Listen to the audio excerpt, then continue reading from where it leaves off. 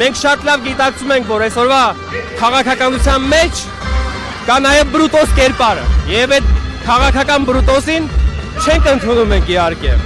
Անկախ ամեն ինչից այսօր այդ մարդը հարվածում է եկեղեցուն, հարվածում է մեծանուն ազգային բարերար Սամվել Կարապետյանին, փորձում է իր քաղաքական ստատուսը պահել, բայց երիտասարդությունը հստակ է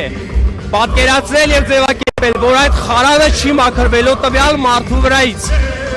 Գաղափարի շուրջ եք դուք այստեղ ո՞րն է գաղափարը։ Մեր ընդհանուր գաղափարը երիտասարդության մեկն է, մեկ թիկունք, մեկ բռունցք եւ միասնություն։ Միայն այդպես կարող ենք հաղթահարել այսօրվա մեծ դժվարությունը, եթե այդ դժվարությունը թեկուզ մեկ մարդն է։ Սամվել Կարապետյանի շուրջ ինչ եք համախմբվելու։ Սամվել Կարապետյանը այսօր այն ուժն է, որը կարողանում է միացնել բոլորին։ Եվ երիտասարդությունը այստեղ չի տեսնում